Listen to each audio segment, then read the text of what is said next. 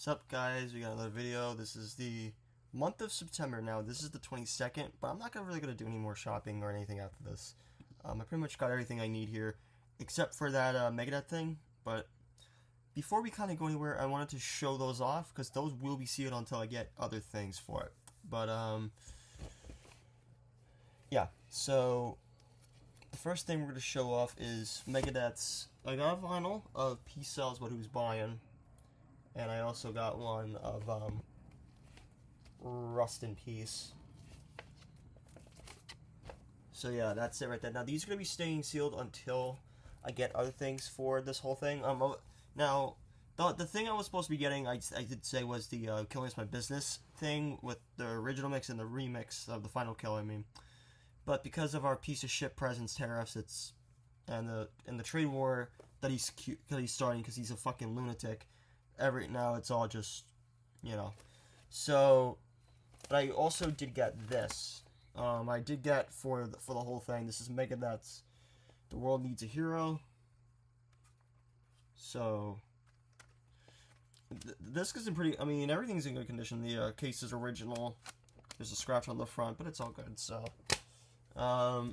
anyway, now let's go to the.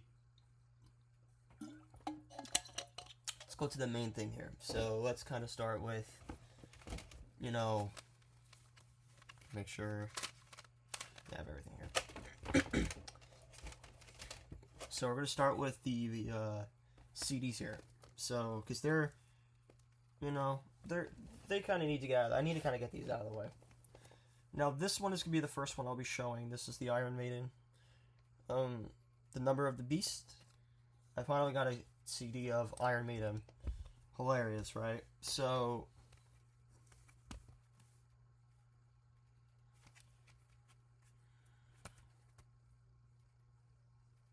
now let's see how this disc is.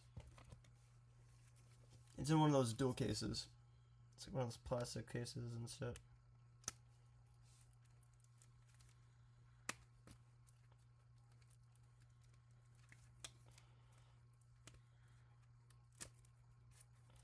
Now,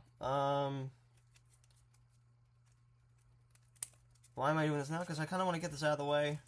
You know, these have been sitting. Some of these have been sitting here, you know, for about a few weeks, and I'm kind of just tired of have them sealed. So,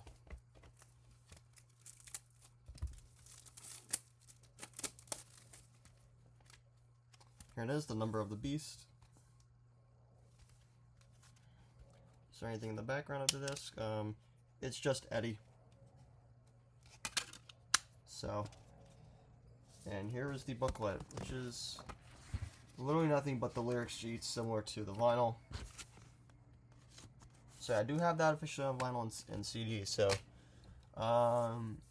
next up we got. Now I was. Today's the 22nd. The 15th of September, I saw Glory Hammer with Glory. I also with Glory Hammer in Glyph, and this was their opening band, and the opening band that was called Glyph. The singer I think was on Frozen Piss 2.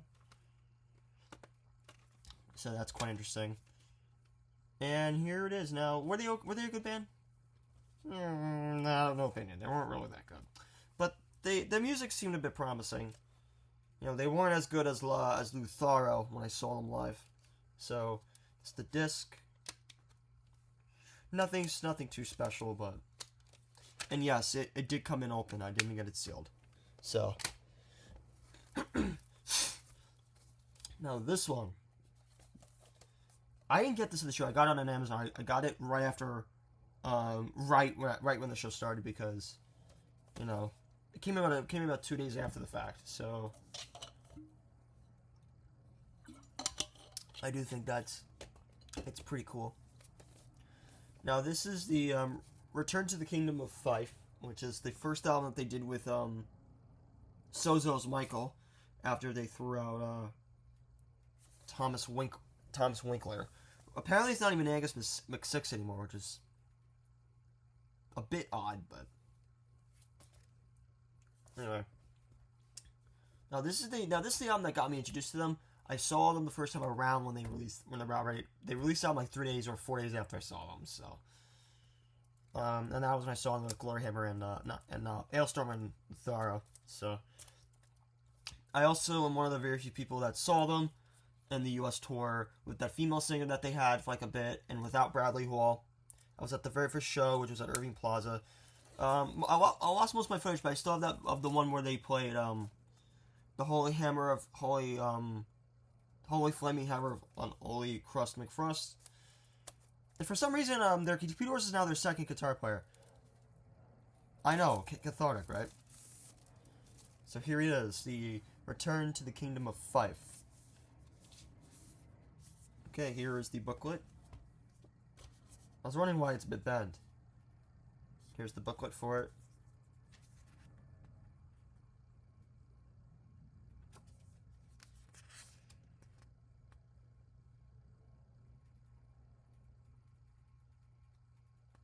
Interesting.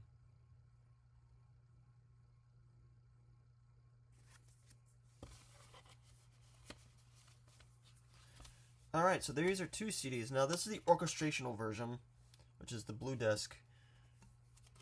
And this is the red disc, which is the actual album itself. This kind of reminds me of the H.R. Puffin Stuff diskette, where there's like 3 discs. But this is like 2, and there's like this could be like a yellow disc if it wasn't a booklet. So.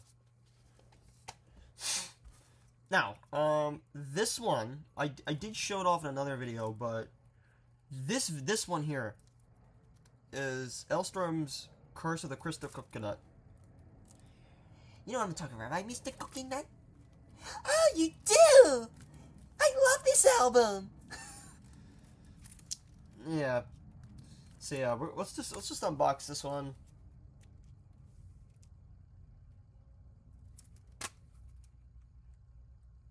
Now, I didn't get the double CD version because I don't like any of that crap that they do. Like I just like it as is. So I said that in my Ailstorm Thunderfist Chronicles unboxing video. I like everything as is.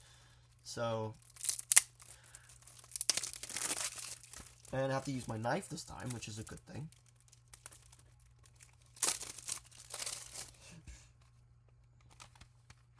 And here it is, the disc. Kind of reminds me of the Glory Hammer one I just checked out, but here's that.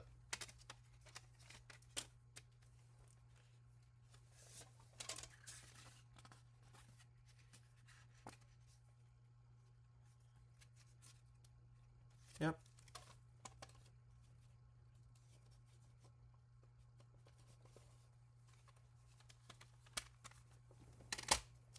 Alright, and this is... I bought this CD because tomorrow, on the 23rd, which when I'm filming this, is the 20th anniversary of this album. And I remember, my mom bought it as a kid, when I was a kid, and I used to listen to the fucking shit out of this, and the answer was 10,000 Fists on CD. I know I probably should have it by accident, but, yeah, you can actually kind of tell it's a crack in here, because, you know, yeah, Amazon people always treat it like this. You know, like, whatever, right? So yeah, I do enjoy this album. I think it's as good as the, I do think the album is as good as the first record. I don't have the second one with me, but this is the first album. So. Now, I actually do think this album is very relatable. Especially that this album was made a kind of protest against George W. Bush.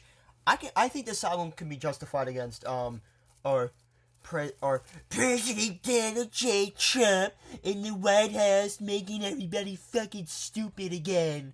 So, yeah, I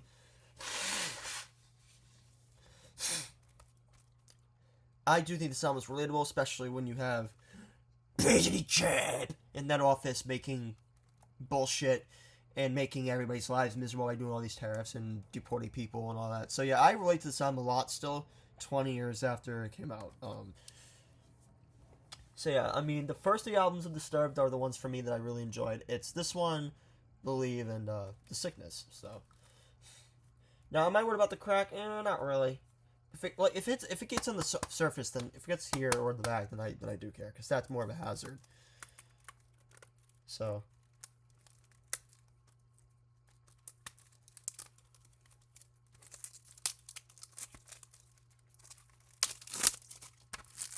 Here it is. 10,000 Fists in the Air. And here it is, the same album. Now, I actually never seen this booklet. Because my mother had it on CD, but she never had the case. I think she probably threw it out or something. But I could be wrong. I could be very, very, very, very wrong here. Here, let's do this.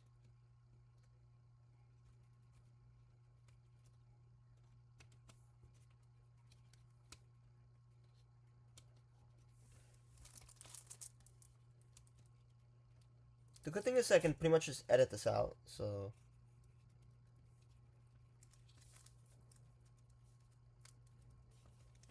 There we go. Up, there we go. Now, I do think this is the one that they did with their current bass player, because they fired their previous bass player after they did the Believe tour in 2003 or 4, I don't really remember, but... Sounds about right. So... Anyway, so now let's move on to the LPs. I have a few. I'll start with the one that I got last, because I'm gonna move these out of the way.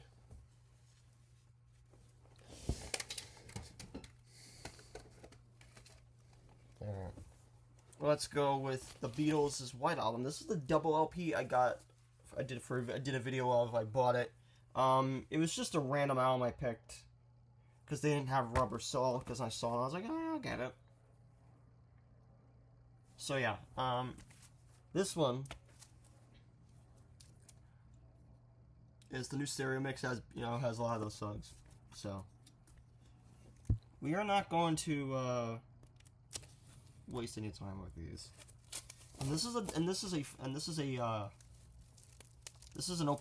gatefold, so everything will be a bit faster here. And I don't care about the sticker. I think you can go suck a dick. Alright, so this is the Beatles' self-titled album, or the White Album, or if you're a Metallica fan, it's the Black Album. Funny, right? Here it is. Alright, let's see. From Apple Corp. Apple Records Corp Limited. I think this is the first one, yep.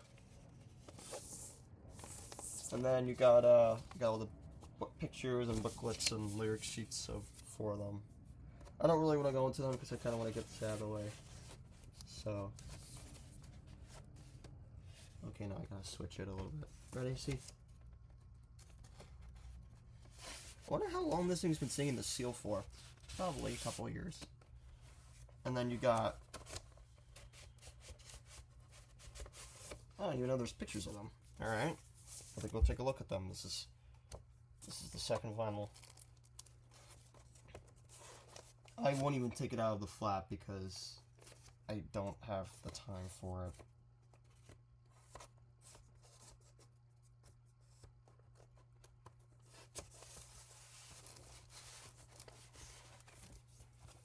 Alright.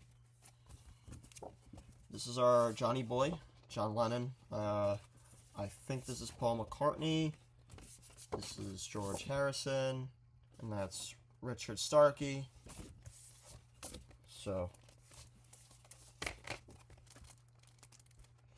Alright, we can put these back in and we don't have to touch them for, I don't know, for God knows how long.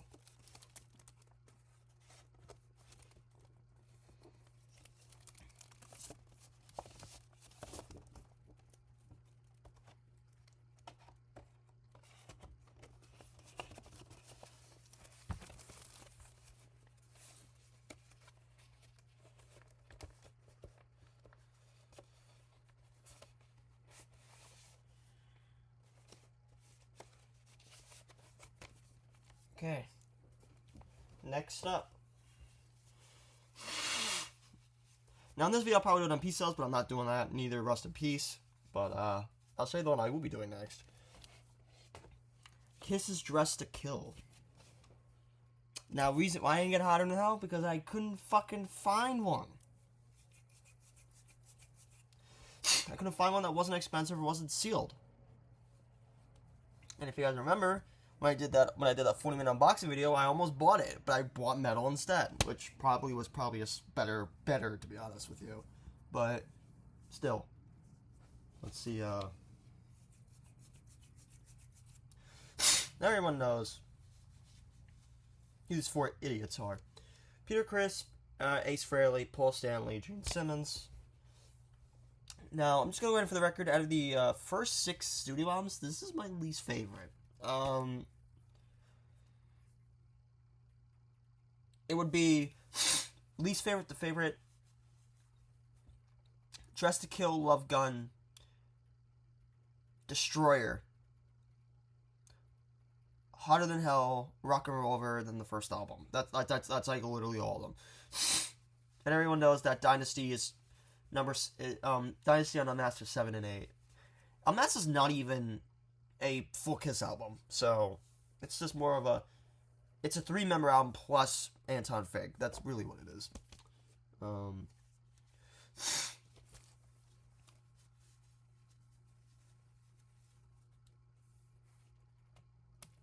Anyway.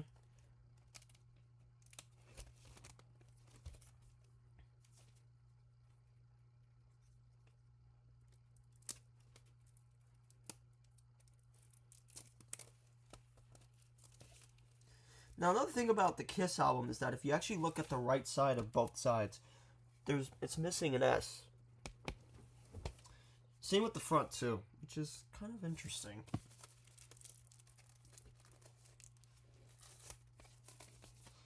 Alright, everybody. I'm ready to pull. Pull the LP. Pull it. There we go.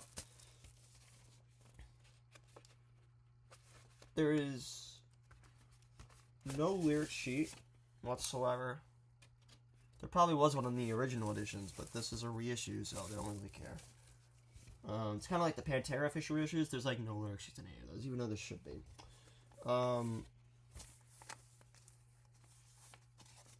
gotta be careful with this song, like with the first up. No, look, it's already ripped apart on one side.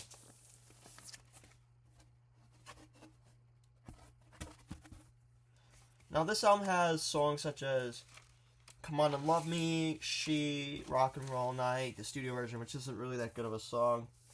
Well, that's a studio version. And it also has Rock Bottom, Get Away,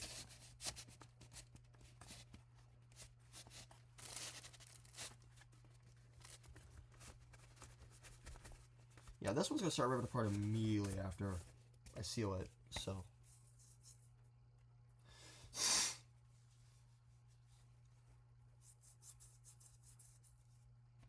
Yeah. Now, death. Now, I like some death metal, but I've never really listened to death.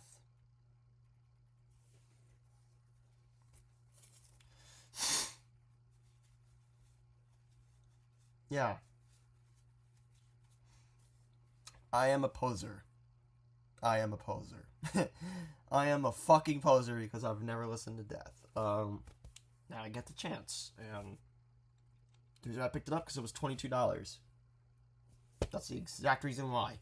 And some of my friends loved that. They said, "Oh man, we gotta go into death." So kind of a shame that the vocalist died of cancer, which I think is pretty bad.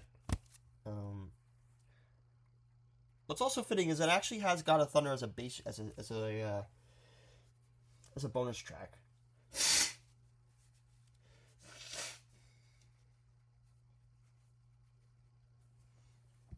So anyway,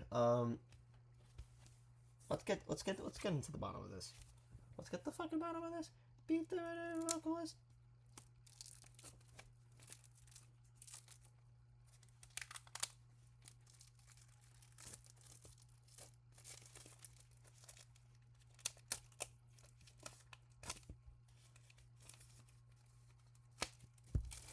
Alright.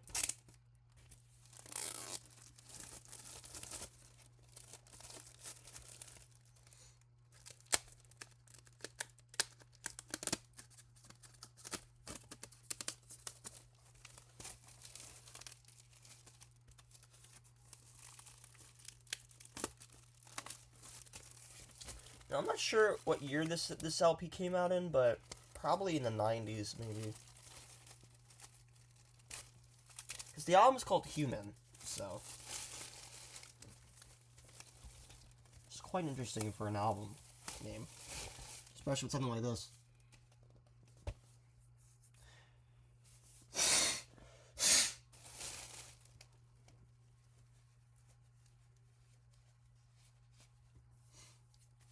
Let's get ready to open this up.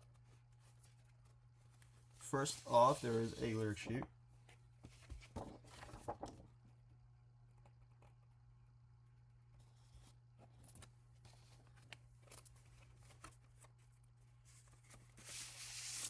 Alright.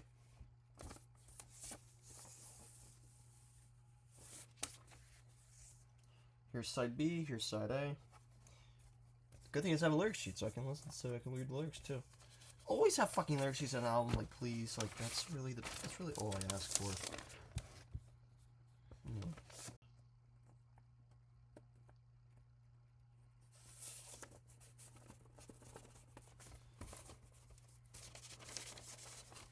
Now these are all gonna be going on vinyl sleeves after I end this video, so oh, there's more lyrics in here. Okay.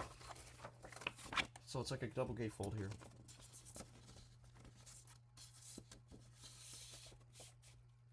Kind of reminds me of the load album I have. All right, this one.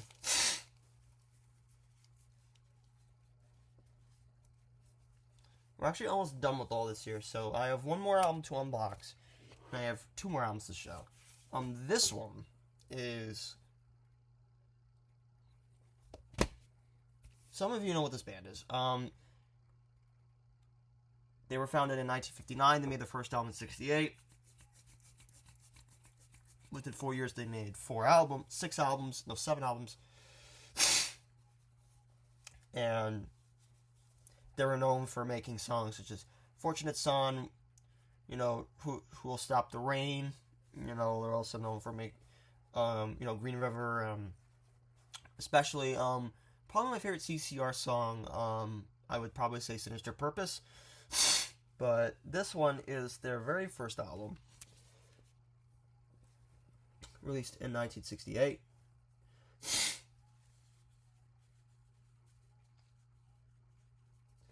Now, I don't have this on CD, so it's interesting to have this on LP, but, you know, works out.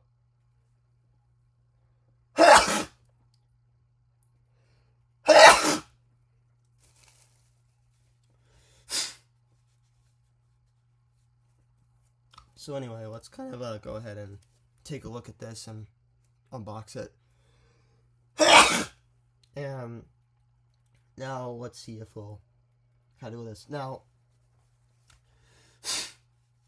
I'm just gonna go right ahead of myself.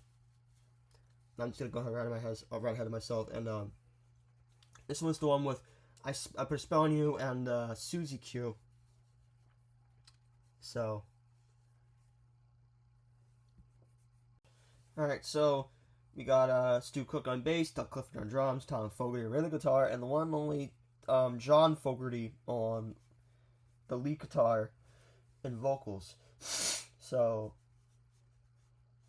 yeah, let's take this out. Now, before we go anywhere, is this my favorite CCR album?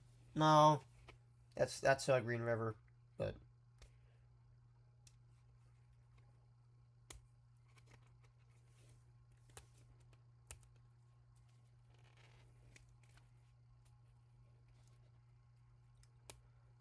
Oh, baby, I love you, Susie Q.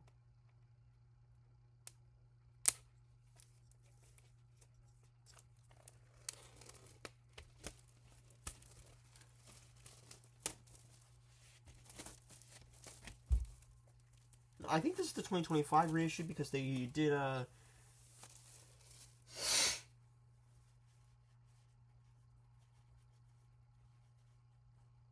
because for this album and all the rest, they put like color vinyls and stuff. So I don't have a color vinyl for Willie and the Poor Boys, but still. No lyric sheet. This is the blue vinyl. Interesting enough.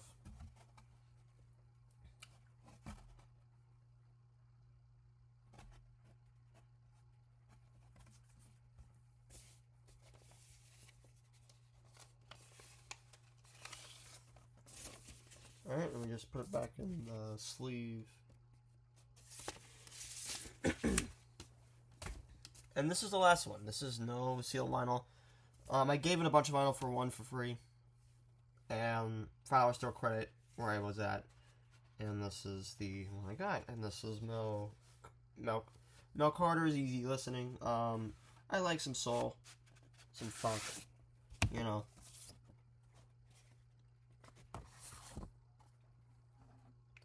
This is one of the, this is an old pressing. This is from the 60s. Now, believe it or not, this album is actually not even on streaming. This album is out of print, which is a little bit interesting. Great listening for these on the go. Johnny Rivers, Sandy Nelson, Slim Whitman, Rhythm, Blues Hits, and Hits and Artists.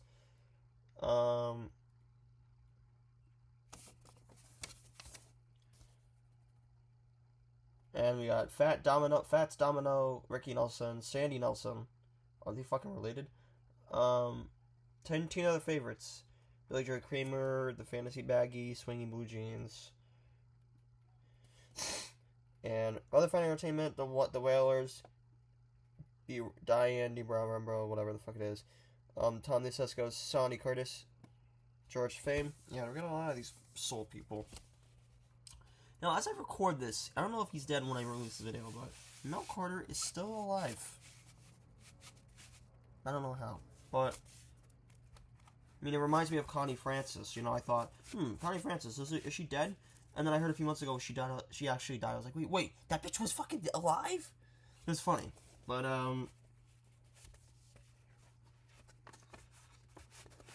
anyway, hope you guys enjoy this. Really like doing these.